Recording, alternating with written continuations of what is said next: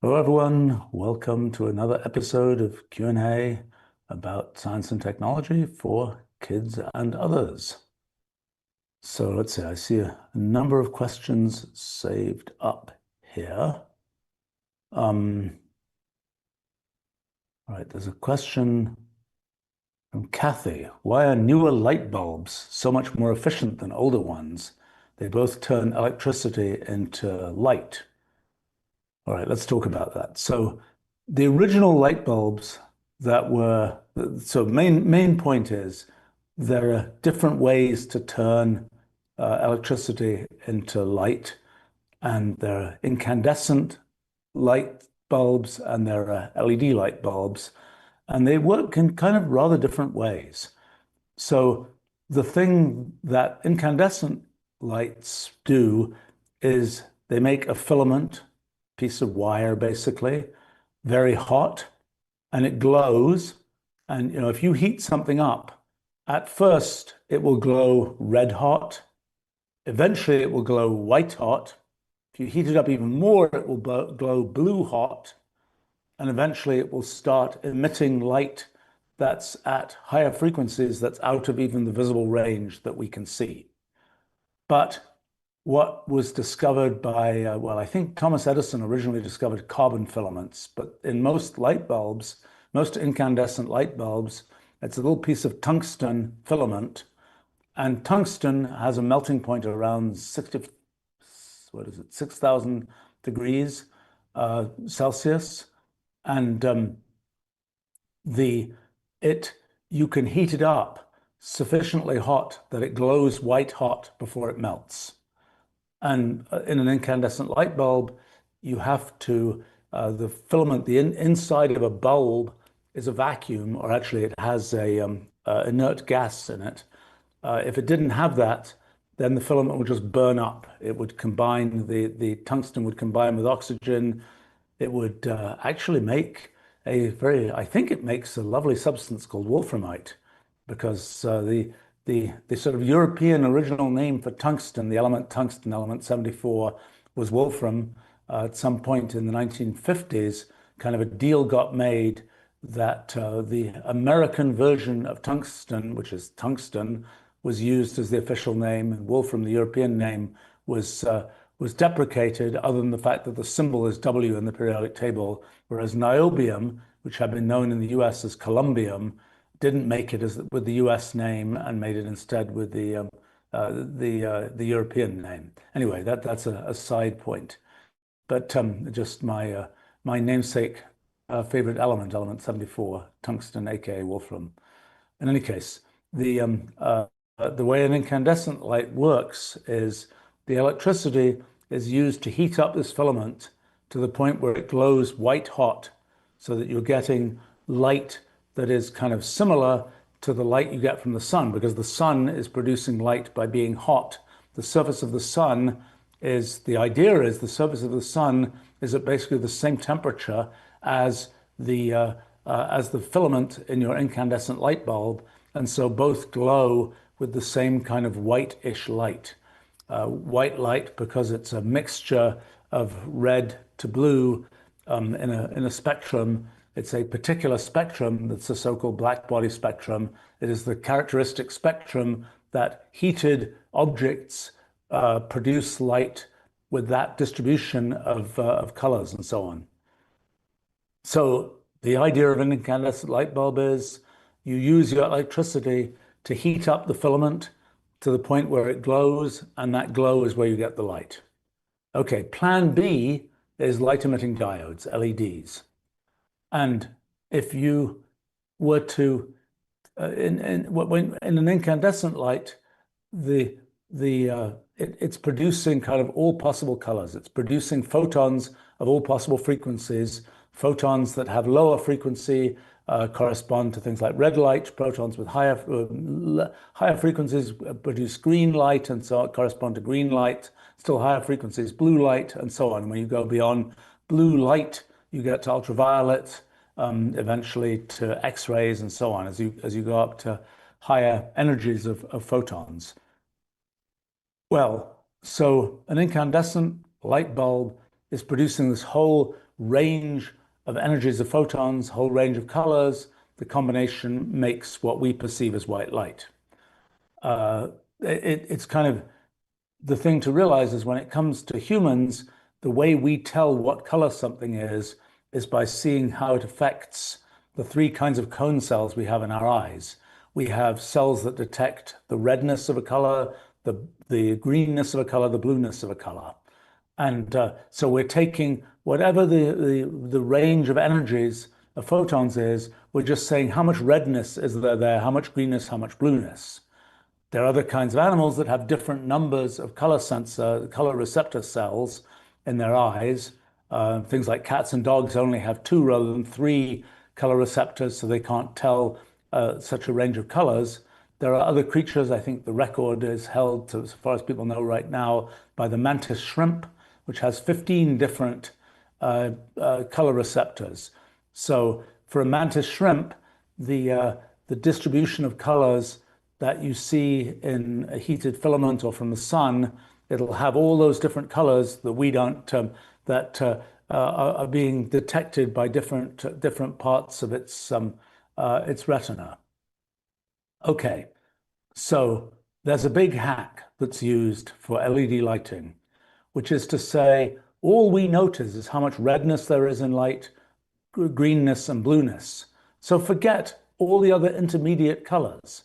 Just have light that has a certain amount of red, a certain amount of green, a certain amount of blue. And it turns out that you can have a device, I'll describe how it works, an LED, that basically just emits red light.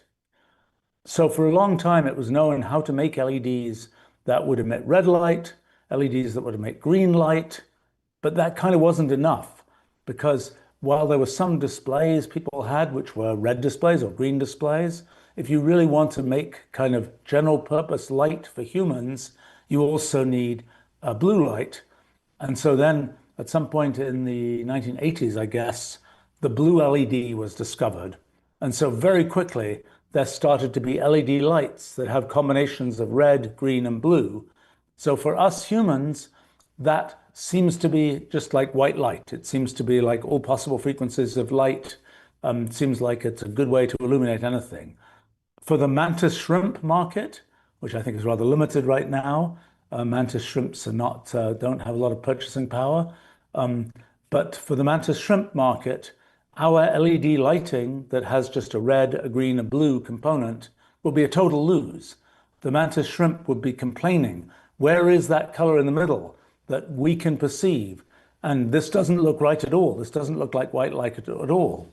It's just like in the time when there were red and green LEDs that could be produced, but not blue, I suspect one could have made something which would be a perfectly adequate light as far as a cat or dog is concerned, which has only two different kinds of color receptors. It just wasn't adequate for us. We were like, that's not reasonable light that has a reasonable way of giving us different colors. Okay, so how do LEDs work? So the basic idea is that okay, so what is electricity? What's light? Electricity is a flow of electrons in a material.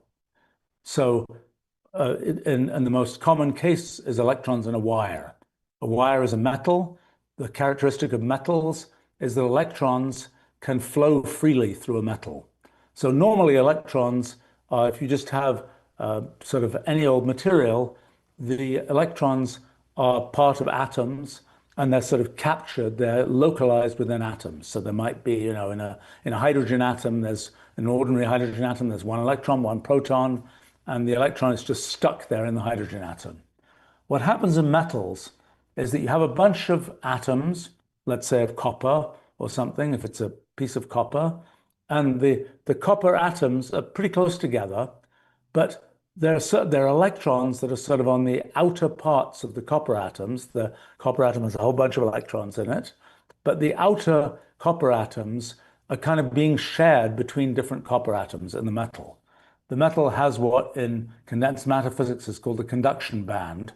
It's a place where electrons that have a certain energy are capable of roaming freely through the metal. And so it's a feature of metals. The atoms are close enough together, they share electrons. The electrons are a part of the conduction band where they are sort of they can just move from the position of one atom to the position of another atom. The electrons are kind of delocalized throughout the metal. When you put an electric field on the metal, which you do by putting a voltage across the metal, that electric field will move the electrons. And that's why when you put a voltage across a metal, across something, you'll be causing a current, a flow of electrons that are following that voltage. So this idea that electrons flow freely in metals is more or less true. It's not precisely true because there are always the fact that the metals at like room temperature the atoms are always jiggling around. That means that the electron that was trying to have a smooth ride through the metal will keep on running into these things that come from sort of the jiggling around, so-called phonons in the material. And the electron will keep on scattering against phonons. It will keep on not really having a smooth road, a smooth path through the metal. You can get things called superconductors at very low temperatures. You get rid of those phonons and so on, and you can have a situation where electrons can just roam completely freely through a material, and you have the electrons you start them going with some little sort of nudge of voltage, and then the electrons will just keep going. And you can have a sort of ring of superconductor, and the electrons will just keep going. The currents and the electrons will just keep going around and around that ring for months at a time in a superconductor. This is a thing that's used in MRI machines. They'll typically have superconductors that they use to make their magnets. And it's a big deal to sort of shut down an MRI machine because there's all this current that's just circulating in its superconductor. It's that persistent, so to speak. But in ordinary metal, at ordinary room temperature and so on, there is a resistance, a resistivity to the metal. So you don't get to completely have the electrons flow freely. What happens when the electrons don't flow freely? Well, they're kind of colliding with these phonons. These phonons are little lattice vibrations. They're kind of the particles of lattice vibrations. They're kind of little elementary amounts of lattice vibration.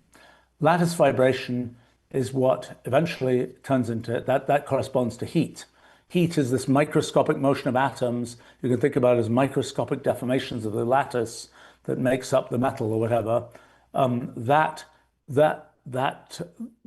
corresponds to heat. So when you put a current through the metal, then every so often the electrons in the current are hitting these lattice vibrations, and the momentum, the energy of the electron is getting transferred to the lattice vibration. So in other words, you're going from the energy of the electron to energy in the wiggling around of the crystal lattice, or effectively the heat in the material. And that's actually how an ordinary incandescent light bulb works.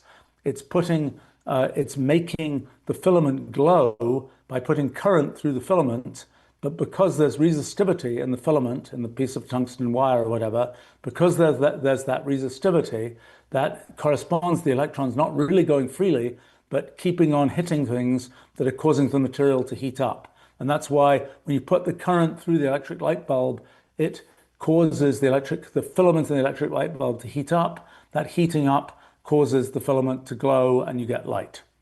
Okay, well, with this picture, how does a light-emitting diode work? Well, light-emitting diodes don't use metals, they use semiconductors instead. So I mentioned in a metal, normally in an atom, the electrons are just captured in the atom. They're localized to the atom. In a metal, there's the so-called conduction band in which the electrons can roam freely throughout the metal, or more or less freely. They keep on getting sort of scattered by things, and that's the thing I was just mentioning in terms of resistivity.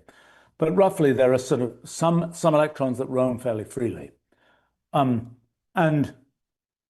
it's that's the way it is in a metal. So a semiconductor, a metal, is a conductor. It conducts electricity. Electricity can sort of flow through it freely. There are also materials that are insulators, like glass, for example, is a pretty good insulator. Um, those are so-called dielectric materials or insulator materials. In those materials, there aren't electrons that flow freely through the material. All the electrons in that material are localized in their atoms. And so if you try and get an electric current of a flow of electrons, it doesn't work because instead every electron is just localized to an atom. Okay, there is an intermediate case, so-called semiconductors. And semiconductors have electrons where they're normally localized in their atoms, but with a fairly small push, they can be pushed into the conduction band. And so for silicon, for example, sort of the most famous and widely used semiconductor, it takes 6 volts to push 6 volts of energy, in terms of electrons, 6 electron volts of energy, to push an electron from where it is in a silicon atom into the conduction band. So if you push it with 6 volts, you'll get the thing to effectively act like a conductor. Okay, so that's okay. So then,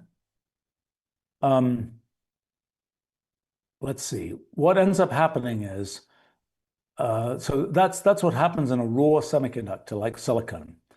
The next idea is so-called doped semiconductors that are sort of P or N type doped semiconductors. So, boy, this is a good exercise for me, having to think this through in real time.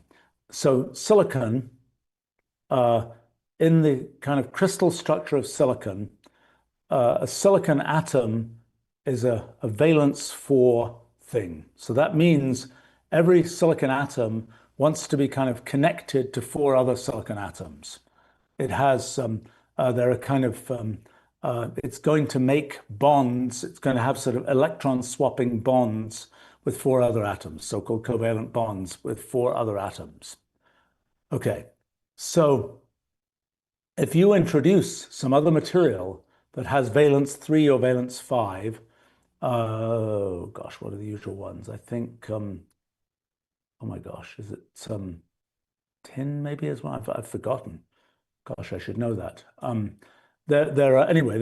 If you look in the periodic table, the kind of columns of the periodic table tell you about the valence, the number of bonds that things will make for those kinds of atoms. And what you want to do is go from the silicon column to the column to either to the left or to the right, and then you'll get things that sort of expect 3 bonds or expect 5 bonds. And those, if it expects 5 bonds, it kind of has an extra electron that doesn't have a place to go. And that extra electron is important because it's kind of, you can think of it as being sort of closer to the conduction band. It doesn't have a place to go. It could almost be delocalized. Well, okay, maybe we don't need to get into all the details of that. The main point is that when you end up with a situation where there can be an electron that is kind of promoted from where it was kind of happily sitting in an atom to something that is essentially in the conduction band, where it's roaming freely and so on. But you can have a situation where the electron kind of gets locked back into where it was in an atom. It goes from its kind of higher energy state where it's kind of roaming freely back into the sort of the hole that was left in an atom where the electron went missing and went sort of roaming freely. Okay, so what happens when an electron falls back down into this into its ordinary place? Well, the electron had more energy. It has to lose that energy somehow.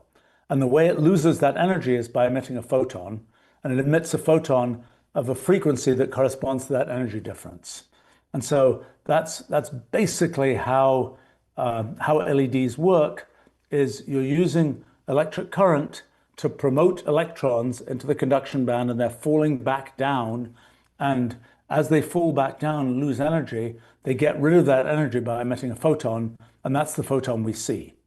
And so what's happening is you're, rather than just jiggling the material around and making it so that, I should have explained, when you jiggle the material around, you're jiggling atoms around, and as you jiggle the atoms around, the electrons in those atoms are being pushed into higher energy states, and they're then falling down into lower energy states, and that's what's emitting the light that comes when you heat something up. The heating, okay, so in an incandescent light bulb, for example, you're using electricity to produce heat. You're using heat to make the electrons in atoms kind of bounce around and within their atoms go to higher energy states that then the things will go from the higher energy state, they'll be sort of kicked, the atom will be kicked, and as the atom is kicked, the electron will go within the atom into this higher energy state. And then after a very small amount of time, often something like let's see, a billionth of a second, this kind of time frame, the electron will kind of go back down to the lower energy state, always staying within the atom. And when it goes back down into that lower energy state, it will emit a photon. The photons that it will emit have a whole range of different energies, and that's what leads to kind of the sort of the glow that you get when you heat a material up. So actually yeah, I'm eliding several features of how this actually works, but that's more or less the right picture. It's a little bit trickier than that. Yeah, but basically, right. That's more or less the right picture. But that's how you get this whole range of different energies in an incandescent light bulb. So going from electricity to heat and then to heat, then that's affecting the electrons. The electrons are then emitting photons and getting light. In the case of an LED, you're going directly from electricity to move electrons to higher energy states that then fall back down to directly produce light, but it's only light of particular frequencies. And because we now know how to make red, green, and blue frequencies, we can make white something which, at least for us humans, approximates white light, and we have an LED light bulb. So that means basically all the energy that's going into the LED is basically going into making photons. Whereas in the case of an incandescent light bulb, a lot of that energy is just going into heating up the material and emitting, for example, photons that are in the infrared, which aren't useful. It's producing heat, radiant heat corresponding to infrared light, rather than light that we can see.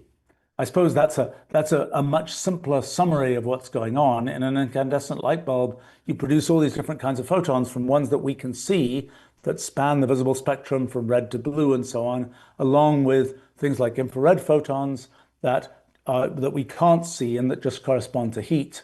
Whereas in the case of an LED, we're producing just specifically frequencies of photons that correspond to light that we can see, and that's where all the energy is going. That was trickier than I thought.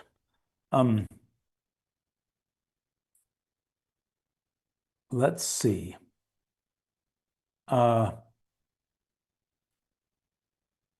Well, there's a question here. If humans saw in a completely different wavelength range, would our physics look different? You know, I have a little device that I can hook on a cell phone, and it's an infrared. It sees the world in infrared. And things are really different in infrared. I mean, like you look at a person with glasses, the glasses are really cold. The skin is at, standard body temperature. You see different parts of your skin are at different temperatures.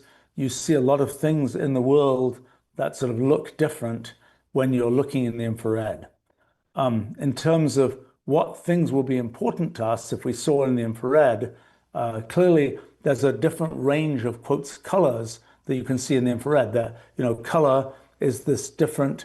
You're sensing the amount of redness, greenness, blueness, which correspond to the amount of different frequencies of light, different frequencies of photons that are being emitted or reflected from a particular kind of object. And in the infrared, there are very different kinds of distributions of colors for things, or well, I say colors in quotes because they're not ordinary colors that we perceive. They're just different distributions of the amount of the light that's emitted at a certain, or the infrared light that's emitted at a certain frequency, and so on. Well, I don't actually know whether the world is more or less diverse in our band of frequencies corresponding to visible light, or in the infrared, or in the ultraviolet. So, for example, bees see substantially in the ultraviolet. And so when they're recognizing different types of plants and so on, different flowers and such like, the bright colors that we see in flowers, bees will see a different part of those colors because they're seeing in the ultraviolet as well. So the band of frequencies, if you look at all possible photon frequencies, the band that we perceive with our eyes as visible light is very, very narrow. And it's a question of, if you are trying to tell, is this a good thing to eat, a bad thing to eat, is this a this or a that, how much that sort of peephole of information in energies of photons, how much do we get from visible light? And how much would we instead get if we were seeing in infrared, for example? I actually don't know the answer to that. The kind of mechanics of how different materials emit or reflect different kinds of light is a bit different in the infrared than it is in visible spectrum. You're more going to be, as you get down towards, in the visible part of the spectrum, it's really mostly about properties of atoms. As you go down to sort of lower frequency, lower energy photons, you're more sensitive to properties of molecules. So when you get down to the level of beyond infrared, you get to microwaves. At that point, you're seeing the vibrations of molecules and things like that. That's determining for a particular material whether there is emission at different frequencies or absorption at different frequencies is determined by this kind of vibrations of molecules and rotations of molecules. Actually, vibrations of molecules is more in the infrared, rotations is more in microwave. So if we saw in kind of the microwave, in the infrared part of the spectrum, my guess is we'd be much more sensitive to sort of the properties of materials as revealed by molecular vibrations than the properties of materials as revealed by things like the amount of different kinds of atoms.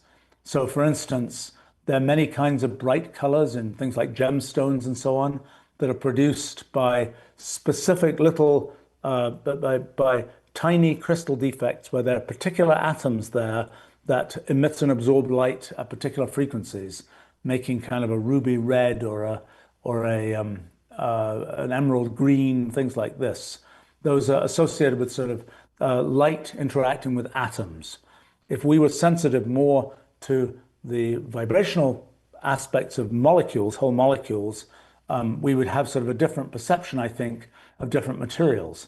It might be a little bit more like there might be more diversity for us and perhaps in the colors of things. I mean, a lot of stuff out in the world, is most powders, for example, tend to be white, because that's where because that's the size of the powder granules is such that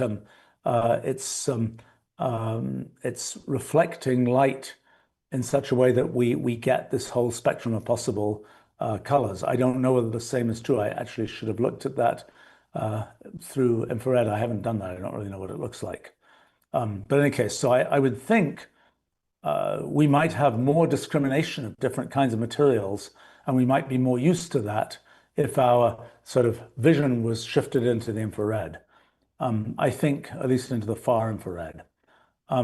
It's a little bit more like our sense of smell, whereas again, it depends on other sort of features of what our sensory apparatus will be like. In the case of vision, as I mentioned, we have just red, green, and blue feature detectors. In the case of smell, we have hundreds of different feature detectors that are detecting essentially, roughly, the shapes of molecules. And we're sort of sensitive to hundreds of different kinds of shapes of molecules. and that determines sort of our smell landscape. And maybe if we were sort of seeing in the far infrared, we would be more sensitive to, we'd be sort of more discriminating of different kinds of materials, and we might not have as much of, oh, it's just a generic thing. It might be more, it's a, it's a, it's something of this type versus that type, and so on. A few speculations about that. I'm not sure. Um, the Let's see. Carol is asking, why did humans never develop night vision? Well, I mean, critters like cats and so on have sort of better night vision. I think they have, I think they have sort of what do you need to have good night vision? You need to collect a lot of photons. You need a big eye to collect lots of photons.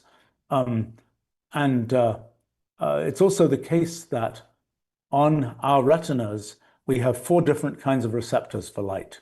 We have red, green, and blue cone cells, and we have rod cells. And cone cells have this sort of specific sensitivity to different colors. Rod cells are more generic. I think they're more sensitive in red than in other parts of the spectrum. But fundamentally, rod cells just sense the overall intensity of color. But rod cells are more sensitive and they work even at lower light levels. So you need more photons to kind of excite the red, green, blue cone cells than you do the rod cells. Now, in our vision system, on our retina, there's a central spot, the so-called fovea, which is chock full of red, green, blue cells. And then the periphery, it's a lower density of cells altogether, and there are more rod cells in the periphery. So we're more color sensitive, looking kind of sort of straight ahead in the central part of our vision than we are in the periphery. And for example, when you're looking at things at low light levels, you lose your color vision, and you can sense light intensity through the rod cells, but you can't discriminate red, green, and blue. I have to tell a weird story from when I was probably 7 years old or something. I was on some little boat somewhere, and I managed to cut myself, and we get to the kind of dock, and there's sodium lights there. Sodium light is a kind of light I didn't describe in talking about light bulbs and so on, but it's in sodium light you are getting it's you're exciting uh, a particular atomic transition in sodium, the D lines of sodium. You're making electrons. You're putting an electric current through a sodium gas to make sodium atoms kind of go into an excited state, and then when they decay from that excited state, they emit photons of a particular frequency. So sodium lamps, old-fashioned street lamps, and so on, had this orangish color. That color was a single frequency. Okay, so here I am. Actually, I guess the story is actually talking about something slightly different, which is because all I could see was, okay, I've got something which looked like oil, all over my arm. It looked black to me in sodium light. In fact, it was blood and it was red, but I couldn't tell it was red because I was looking at it with monochromatic light, single frequency light. And so it's actually a slightly different point from the point I was making. My usual ability to tell the color of things by saying, well, there's a certain amount of red, a certain amount of green, a certain amount of blue, doesn't work if there's only just one frequency of light that you're using to illuminate the thing you're looking at. So I couldn't tell that I had blood all over everything. I thought it was oil. Any case, irrelevant to the thing. I was just reminded of that story from close to 60 years ago now. But in any case, what happens in low light for humans is we are mostly using our rod cells. That's why when you have kind of some fancy cars and planes and things, tend to have kind of red light. I guess that's because one is more sensitive. That's right. You can use red light for the display because you can have a lower intensity of light altogether and still be able to see it because the rod cells are more sensitive to red light. So I think one thing cats do is to have more rod cells and fewer cone cells, and that allows them to operate in lower light levels. Um, the the real winners for low light are things like king crabs, horseshoe crabs, things like this. Um, the eye has evolved several, 3 or 4 different times in the history of life on Earth. The trilobites, I think, were the first ones to have them 450 million years ago or something. Now, to have these light sensitive sensors. But our eyes, our compound eye, different from the eyes of insects and things like this, but our eyes kind of evolved separately from the eyes of crabs.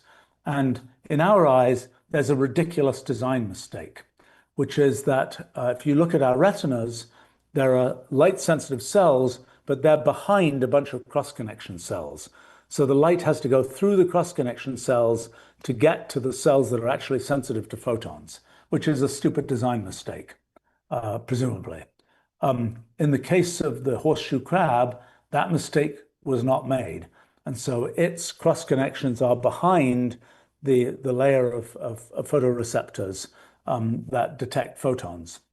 And in fact, in those kinds of creatures, they're sufficiently sensitive to light that it's at least claimed that a single photon is sufficient to trigger a response.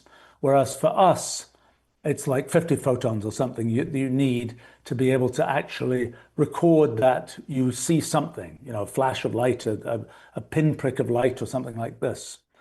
It is an interesting point that in very low light levels, of the 10 million or so cells on our retinas, that each individual cell is not getting that many photons.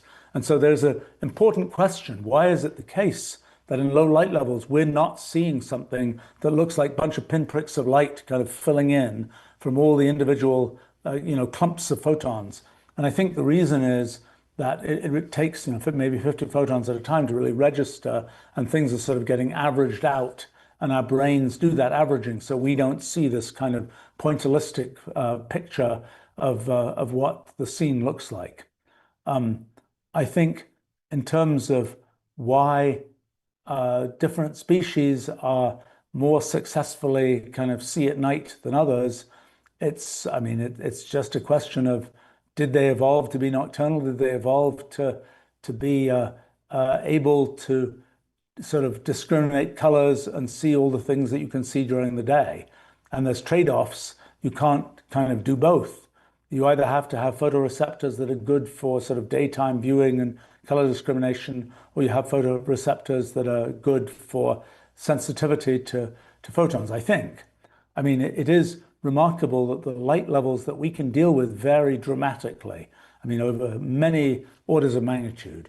We can deal with a very dark room. We can deal with very bright sunlight.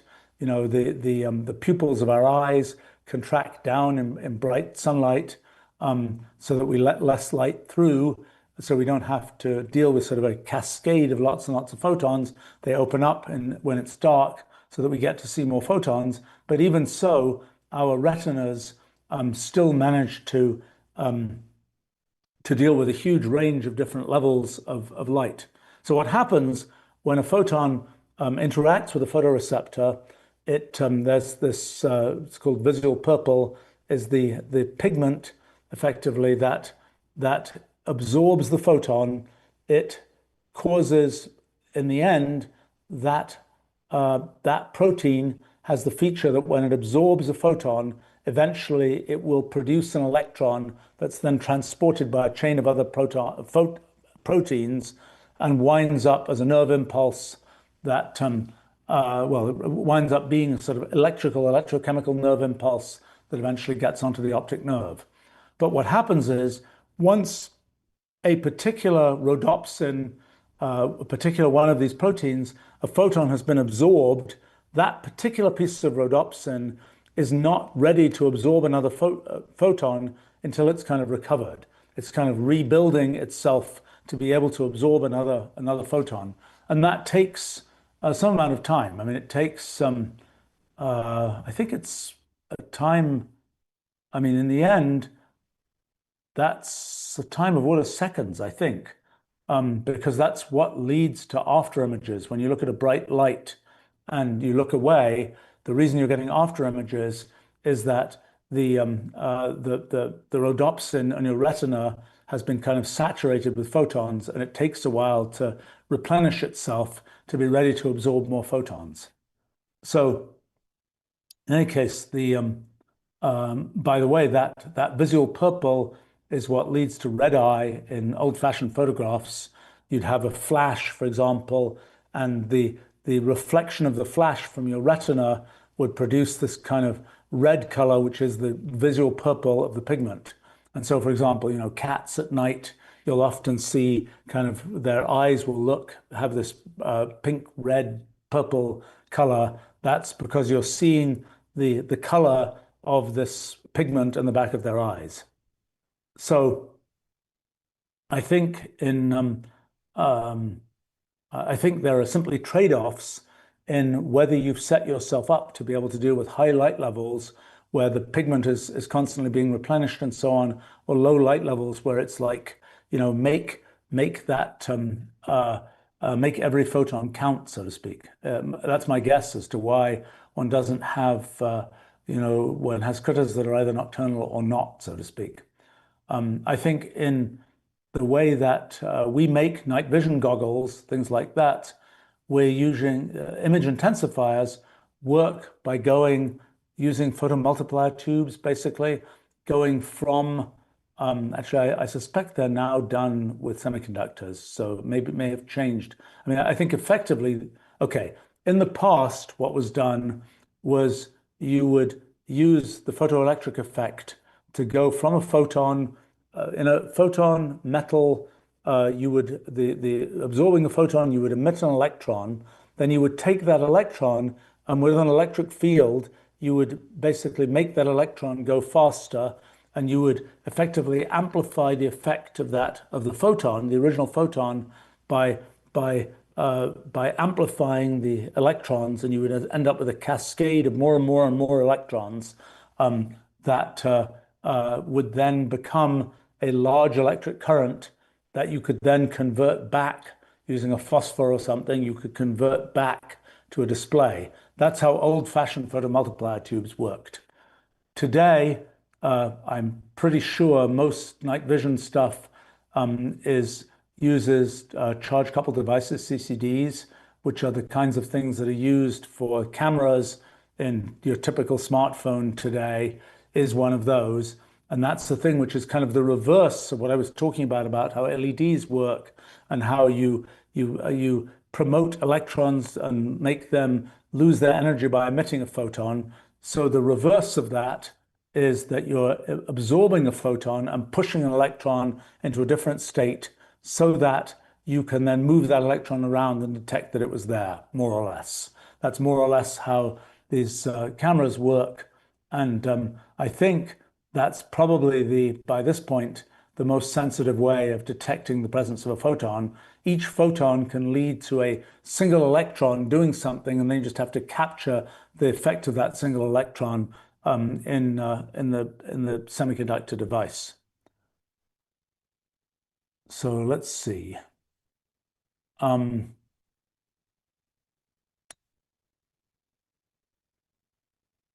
Brady asks, why are infrared and ultraviolet on opposite poles when red is a component of violet?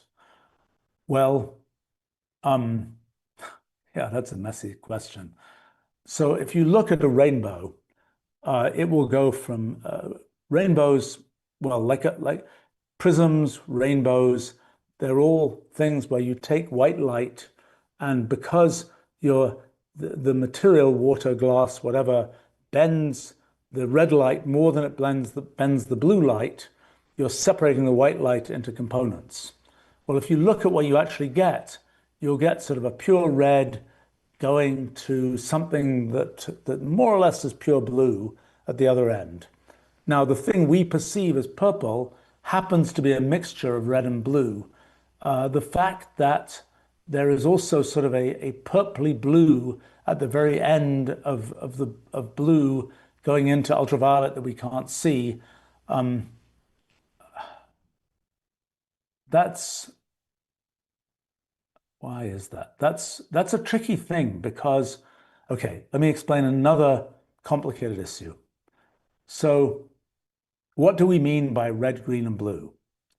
Well, one thing we could mean is, say, a red photon is a photon with 530 nanometers of wavelength, for example, a single frequency of photon, a single energy of photon.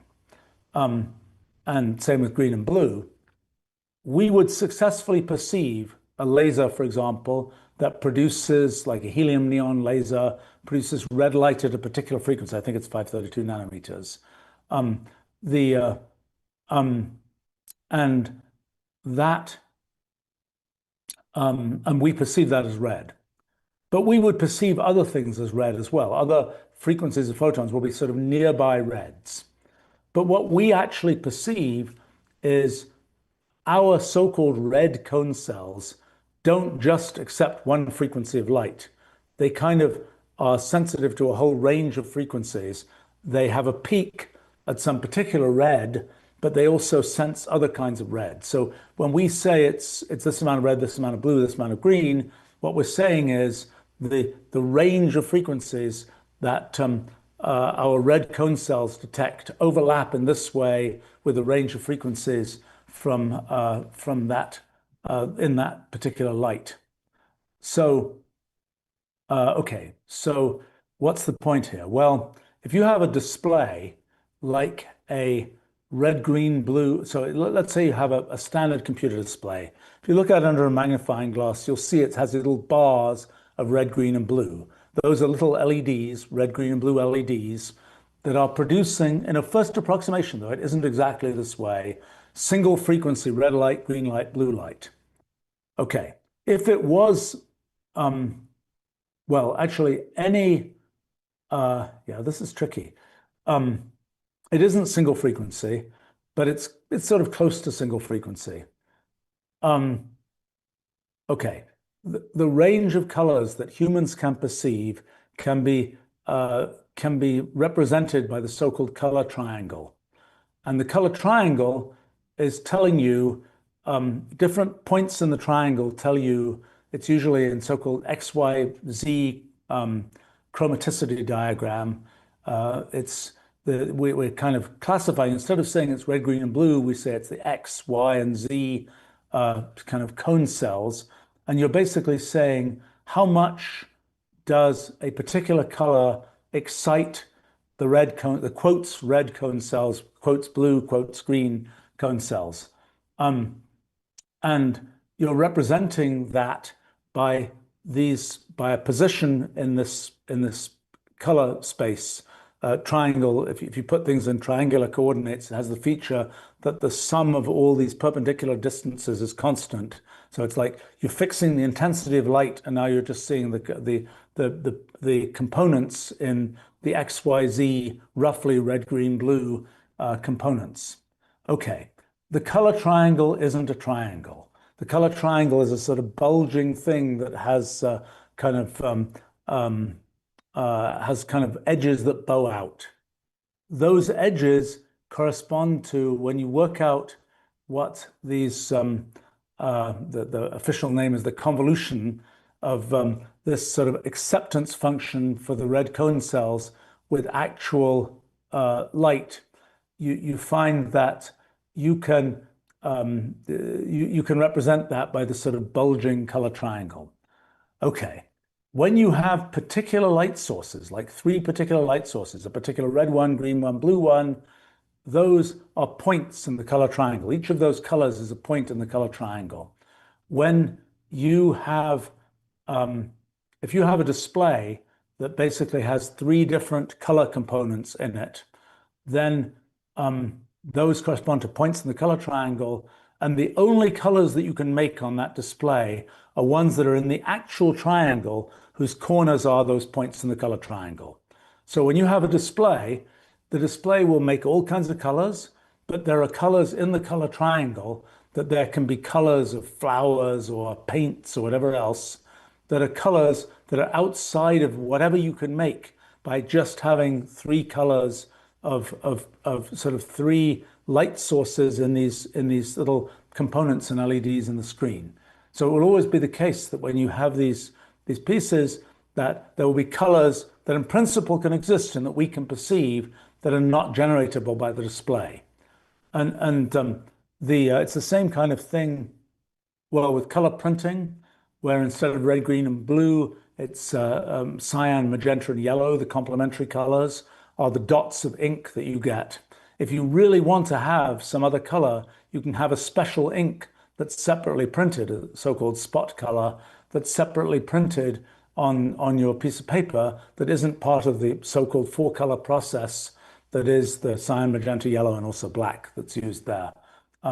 So in any case, I suspect what happens with, I suspect that this business about the fact that violet is both on the end of the spectrum and sort of what we get by combining red and blue. I haven't really thought about this before, but I'm guessing that that has something to do with what's in the color triangle versus what you can get by combining sort of fixed ways of representing color.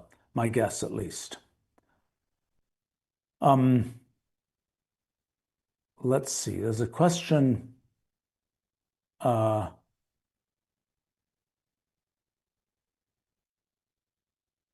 Reebok is claiming that cats have a sort of mirror in the back that reflects lost photons. That's why the eyes glow in the dark.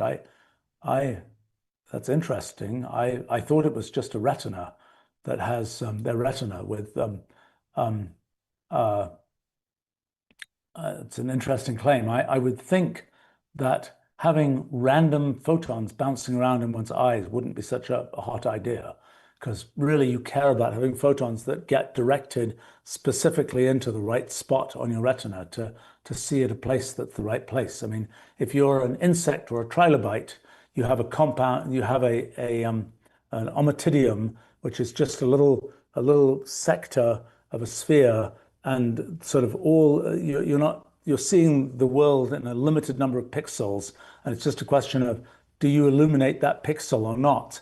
And then if you can, whatever you can do to those photons, even if they're bouncing around crazily inside that little cone that is that sort of pixel that you're seeing, it'll be a win.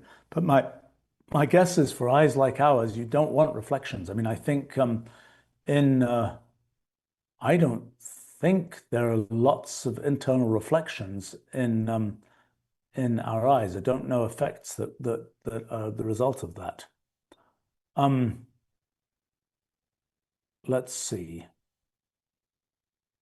Parf is saying, are we basically doing Fourier transforms in our brains to recognize colors? No. In the case of sound, when, okay, different pitches of sound, different frequencies correspond to different frequencies. We detect those in a certain way in our ears. When we're detecting different frequencies of light in our eyes, it's a much more direct thing. That is, there is a type of cone cell that is a particular protein where a red photon, a photon of that energy, will cause that protein to produce an electron. And another protein senses green, and we're selecting those. So we're really, instead of saying, let's look at the whole spectrum and let's be sensitive to the whole spectrum, instead we're just cutting out three different parts of that spectrum, although we do it in a kind of a smooth way, but we're just saying how much red, how much green, how much blue. By just the sort of very direct process of saying we have red cone cells that absorb things mostly in the red, et cetera, et cetera, et cetera. So we're not sort of dissecting that frequency spectrum. In the case of sound, it's a little different. In the case of sound inside our cochlea, in our ears, there's this kind of spiral shaped thing. If you inside that, it's a kind of a cone shape. It's a bigger at one end than the other. In a pretty complicated set of processes, there's fluid inside the inner ear, and sound goes into the inner ear, and sound waves, which are these compression decompression waves inside the cochlea. It will be the case that those sound waves, they're little hairs inside the cochlea that are literally being wiggled by the sound wave. And the way the cochlea works is different parts of the cochlea detect different frequencies of sound. So the tip, I think, detects the highest frequencies of sound, and that's and you have the little tiny hair cells there and so on, and you're detecting lower frequencies of sound in other parts, and you're is that right? I think that's right. I think it segregates the sounds, different parts of the cochlea. But for sure, you're detecting kind of the actual wavelength of sound gets laid out in the actual, this hair cell is going in that direction, that hair cell is going in that direction inside the cochlea. Um, let's see. A bunch of questions here. So Memes is asking, what energy levels are required to achieve a black body spectrum? So what happens is in an atom, that's staying still, the electrons in that atom have a quantized set of energy levels. If there's an electron, for example, in hydrogen, where there's a single proton, single electron, there is a series of energy levels for the electron. They actually go like the main ones go like 1 over n squared. Is the nth level is sort of the maximum value minus 1 over n squared. And so there are a discrete set of levels of energy levels that an electron can have in a hydrogen atom. And the way light is emitted by a hydrogen atom is because the electron has been promoted into one of those higher levels, and as there's a quantum mechanical process that causes it to decay. It's a quantum field theory process that causes it to decay from that higher energy state to the lower energy state. When it does that, where does the energy go? Well, it goes in a photon that's emitted by the electron. I mean, one picture of what leads to that decay is that the vacuum, this is some kind of quantum fluctuations in the vacuum are sort of constantly kicking the electron, and eventually it says, okay, I give up, I'm going to emit a photon and decay to this lower level. But there are a discrete set of possible levels, possible energies that can be generated because you have this sequence of energy levels, and the photons that are emitted have to correspond to the energy differences between those discrete levels. So for example, the lowest level in hydrogen from the first excited state, the so-called 2s or 1p excited state, down to the 1s level, that transition is a thing called the Lyman alpha line.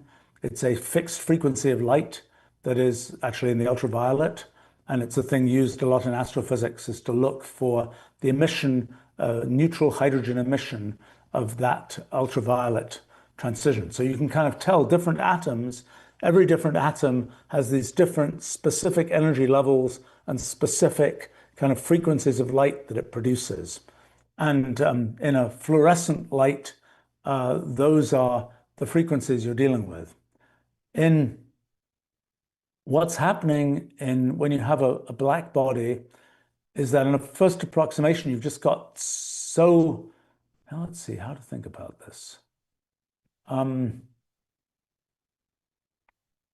think you just have so many of those energy levels involved that what matters is not the individual energy levels, but rather sort of how the energy is distributed between different levels. So there's a fixed way that energy at a particular temperature, the so-called Planck spectrum or black body spectrum, it's a particular function.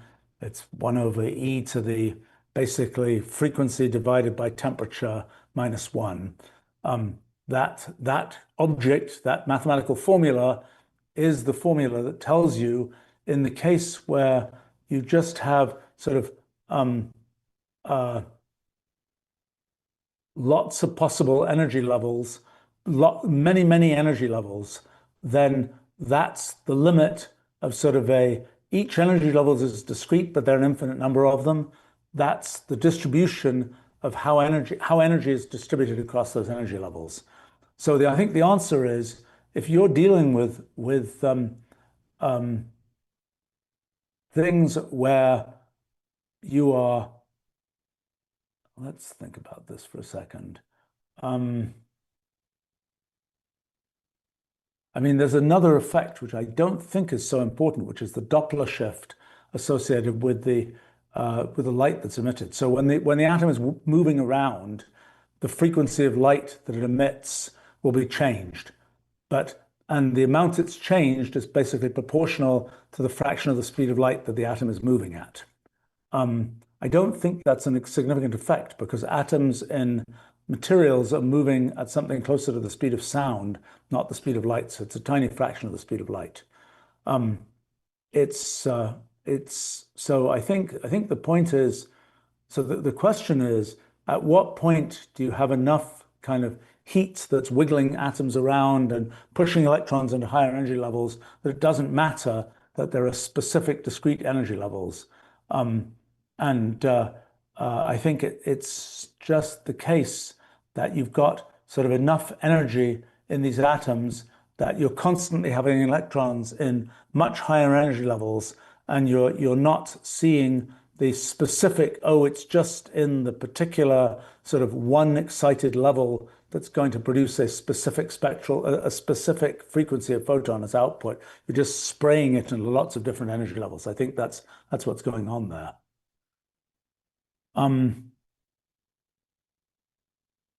Let's see. Okay, there's a question here. Actually, it's a question from Legip. Is there a way to train AI to assemble structures at the nanoscale so that light reflects off the item as a whole and have it show visual effects realistically, like fire, gems, etc.? The answer to that will be yes. That's kind of what happens in a hologram. A hologram is something where, okay, well, let me explain a few different things. So our eyes, okay, one way of viewing light is it's a stream of photons. Another way of viewing light is it's a sequence of electromagnetic waves. Those are complementary views. Kind of a photon is like a wave packet where there's a big intensity of the wave and it's wiggling around a bit inside the photon and it dies down. And you can kind of be really concentrating on the wiggling stuff, or you can be really concentrating on the packet of energy that is the photon. Those are sort of complementary views. But when it comes to the wiggling part, there's a question of how are those wiggles aligned? What's the phase of those wiggles? Is it the case that that can matter? So, for example, with sound, it's again there's sound waves and there's wiggles, and the sound waves are going compression, decompression, compression, decompression in the air, and they're traveling at the speed of sound. So as they go past your ears or into your ears, you'll be getting compression, decompression, compression, decompression thousands of times a second. If you have a source of sound, that source of sound is producing this compression, decompression, et cetera, et cetera, et cetera. If the sound is coming to one ear from a particular source that's fairly nearby, there'll be a certain distance from that source to one ear. Your other ear is in a different place. There's a different distance to that other ear. And so if you say, well, which precise compression, decompression thing did we get at left ear versus right ear, it'll be different because by the time the sound got to your left ear, it will be a different compression, decompression cycle from when it got to your right ear. And that leads to a phase difference, a difference in what level of compression versus decompression in this wave you are perceiving with each ear. And the brain uses that phase difference as one of its mechanisms to figure out the direction that a sound is coming from. Okay, so in the case of light, also, there is this idea of phase of light, and that when you have the sort of the full sort of description of the light, it includes both the intensity of the light and the phase of the light. In the case of a hologram made with lasers, its holograms sort of contain the phase information as well as the intensity information. And that phase information allows you to sort of reconstruct the complete sort of pattern of light as it will reach your eyes. If you just have intensity, you can know what direction the light is coming from when it reaches your eye, but you can't. If you kind of there'll be this whole kind of sort of structure of light that's getting towards your eye, and if you move your head around, you'll see a different part of that structure. If you're just seeing a static picture based on intensity, it will, you'll just see a different part of that picture. But if you can sense this whole kind of structure in space of the wave fronts of light and so on, then you can sort of see it in 3D. And that's what happens in a hologram. In a hologram, you are using, laser light, okay, ordinary light from an LED or an incandescent light bulb. The phase is sort of random. It's all over the place. From a laser light is always, the phase is always the same. It's at any given moment, a beam of laser light has a fixed phase. And so that's why when you have a hologram, you can produce a hologram, illuminate it with a laser. The phase is determined that's consistent. The hologram is kind of changing the phase differently in different parts of the hologram, and that's causing the kind of the wavefronts of light to be in different places. That's causing one to perceive the scene with all its whole 3D kind of configuration. Okay, so you can absolutely make, so holograms can be made by sort of photographic type processes. The thing that is still to come is to be able to make a hologram in real time. So you can have devices like MEMS, microelectronic manipulators. MEMS are little tiny pieces of semiconductor that move around in response to, actually not, it's piezoelectric, it's not a semiconductor. It's what is it? It's a ferroelectric, I think. It's a slightly different kind of material. But in any case, the main point is that in MEMS, you are an electric voltage will physically move a piece of material. And so you can have a mirror that's a sort of a MEMS mirror. It's the way a lot of projectors are made, or at least used to be made, is that you would have a mirror that's kind of an active mirror where every component, there are lots of pixels in the mirror. And what's happening is you're putting voltages on those little tiny mirrorlets, the little tiny pixel mirrors, and you're physically moving this thing so that you either reflect light right back or you reflect light in a slightly different direction. So that's something which can be done at the level of lots of pixels across an image, and you can make a high resolution projector that way. If you could get those things down at the wavelength of light,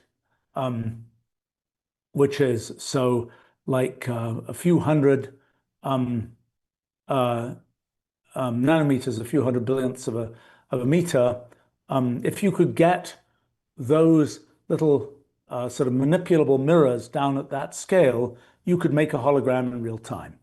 You could actually have a thing where, as a display, you have a thing that is producing light with all its phase information intact and projecting, Star Wars-like thing, just projecting into free space an image that would be a 3D image.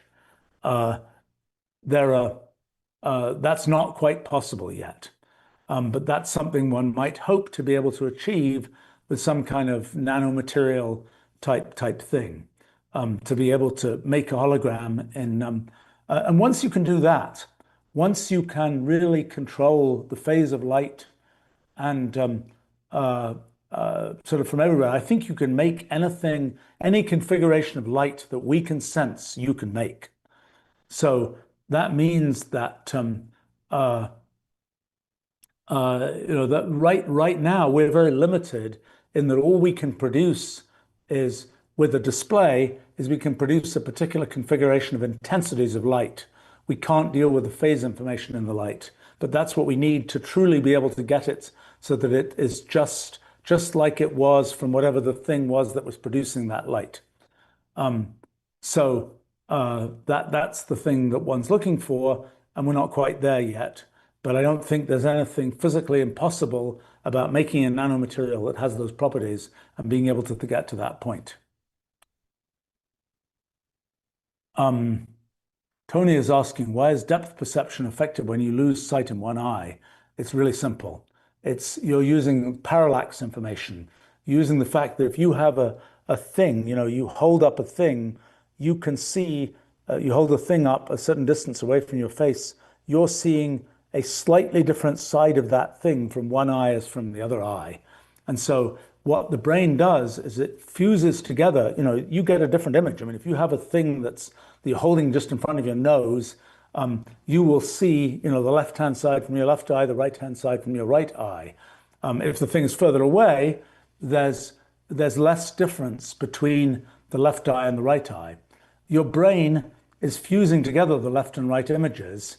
If you mess around with your glasses or whatever, you can make it, or you have binoculars where you have you're moving the binocular pieces apart and so on. You can get it so the two things that you're seeing from your two eyes do not fuse together. You have to move them so that they do fuse together.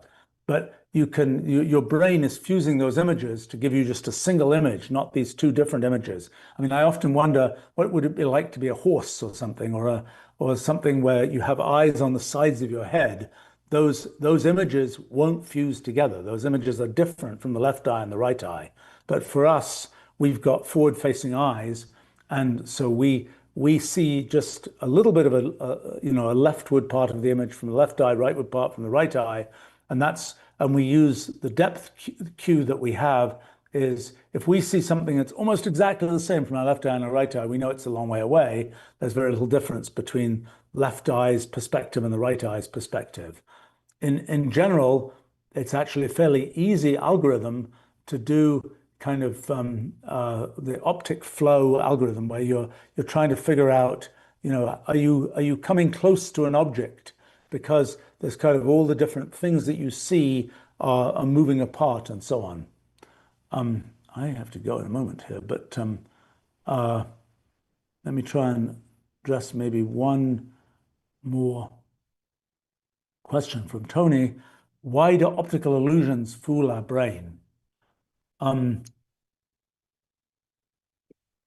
So our brains do a lot of processing on the images we get. So the first level of our brains is sensing things like edges and stripes, up and down stripes, and it's blobs and things like that. And when we say that's a picture of a cat, that's coming from sort of a higher level in our brains. In artificial neural nets, you can see these layers very explicitly. You end up with early layers that are detecting sort of general features of images like blobs and lines and things like this. And then those are sort of combined together to say that's a picture of a cat. Okay, so most optical illusions are the result of kind of confusing the way those different layers work.